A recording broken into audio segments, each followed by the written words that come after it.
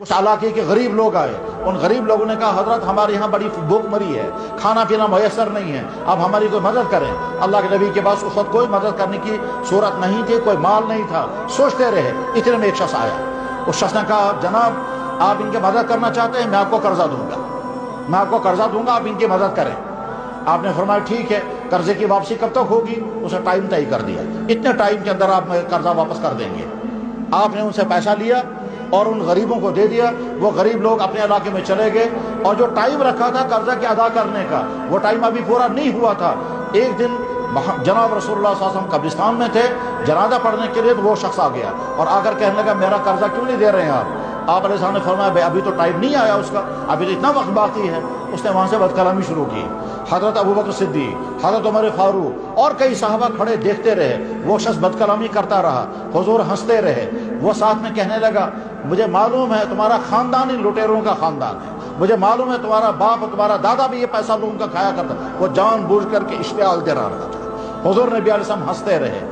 حضرت عمر فاروق رضی اللہ عنہ کو جلال آ گیا اور فرمایا او کمبخت انسان، ابھی تو قرضہ وصول کرنے کا ٹائم آیا نہیں اور تو یہ بد کلامی کر رہا ہے۔ تو جناب رسول اللہ صلی اللہ علیہ وسلم حضرت عمر کو ڈانٹ کر فرمایا عمر تم اس کو کیوں ڈانٹتے ہو؟ تم مجھے کہو کہ آپ قرضے ادا کریں، آپ تمہیں اسے ڈانٹ رہے ہو؟ کہنے لگا حضرت یہ بد کلامی کر رہا ہے اور ایسی بری باتیں کہہ رہا ہے آپ کے متعلق، ہم سے برداشت نہیں ہو سکتی۔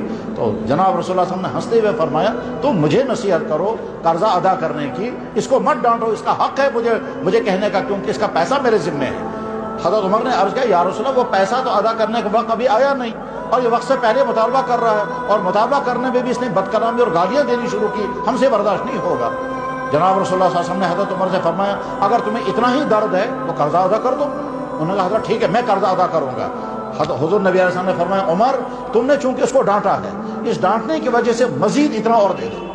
حضرت عمر نے کہا ٹھیک ہے میں مزید دے دوں گا۔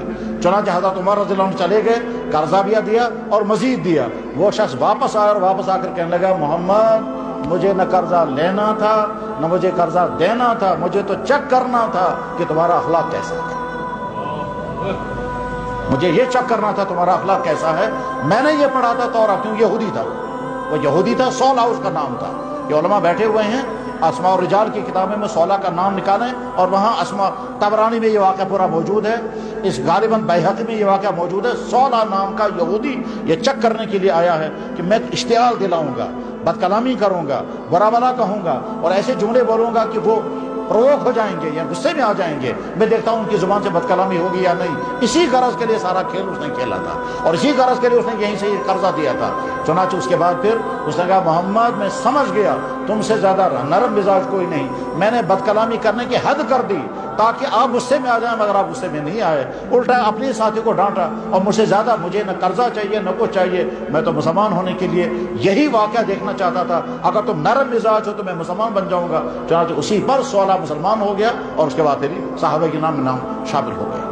تو ہم جس نبی کے ماننے والے ہیں اس نبی صلی اللہ علیہ وسلم کا اخلاق اور رویہ ایسا تھا، سبحان اللہ سبحان اللہ۔